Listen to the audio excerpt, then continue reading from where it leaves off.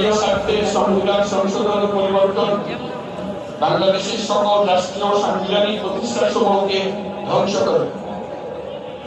এবং যেহেতু হাসিনা সরকারের আমলে তারই নেতৃত্বে একটি চরম দলবিরোধী একতান্ত্রিক ও মানবাধিকার হরণকারী শক্তি বাংলাদেশকে একটি ফ্যাসিবাদী মাফিয়া এবং ব্যর্থ রাষ্ট্রের রূপ দিয়ে আন্তর্জাতিকভাবে বাংলাদেশের ভাবমূর্তি ক্ষুণ্ণ করে।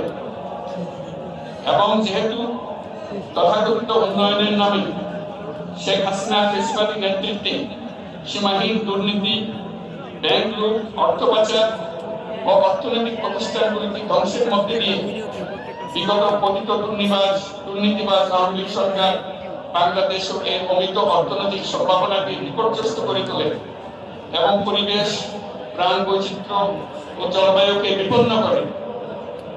এবং যেহেতু শেখ হাসিনার ফ্যাসিস্ট সরকারের বিরুদ্ধে রাজনৈতিক দল, ছাত্র শ্রমিক সংগঠন সহ সমাজের সর্বস্তরের জনগণ গত প্রায় 16 বছর যাবৎ নিরন্তর গণতান্ত্রিক সংগ্রাম করে জেল জুলুম, হামলা মামলা, গুম খুন ও বিচার বহির্ভূত হত্যাকাণ্ডের শিকার হয়।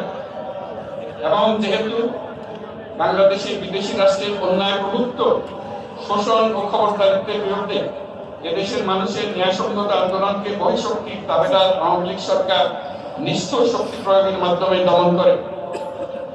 এবং যেহেতু অবৈধভাবে ক্ষমতা অব্যাহত রাখতে আওয়ামী লীগ সরকার 3টি প্রহসনের নির্বাচনে এর জাতীয় সংসদ নির্বাচন এদেশের মানুষকে ভোটাধিকার ও প্রতিনিধিত্ব থেকে বঞ্চিত করে। যেহেতু আওয়ামী লীগ আমলে ভিন্ন মতের রাজনৈতিক নেতাকর্মী, শিক্ষার্থী, তরুণদের নিষ্ঠুরভাবে নির্যাতন করা হয় এবং সরকারি চাকরিতে একচেটিয়া দলীয় নিয়োগ এবং কোটা ভিত্তিক বৈষম্যের কারণে ছাত্র, চাকরি প্রার্থী, নাগরিকদের মধ্যে চরম ক্ষোভের জন্ম হয়। এবং যেহেতু বিরোধী রাজনৈতিক দল সংগঠনের উপর চরম নিপীড়নের ফলে দীর্ঘদিন ধরে জনরোষের সৃষ্টি হয় এবং জনগণ সকল বৈধ প্রক্রিয়া অবলম্বন করে ফ্যাসিবাদ বিরোধী লড়াই চালিয়ে যায়। এবং যেহেতু সরকারি চাকরিতে বৈষম্যমূলক কোটা ব্যবস্থার বিলোপ ও দুর্নীতি প্রতিরোধে বৈষম্য বিরোধী ছাত্র আন্দোলন চলাকালে আওয়ামী লীগ সরকার কর্তৃক ব্যাপক দমন, বর্বর অত্যাচার, মানবতা বিরোধী হত্যাকাণ্ড চালানো হয়, যার ফলে সারা দেশে দলমত নির্বিশেষে ছাত্র জনতার উত্তাল গণঅভ্যুত্থানে রূপ নেয়। এবং যেহেতু ফ্যাসিস্ট শক্তির বিরুদ্ধে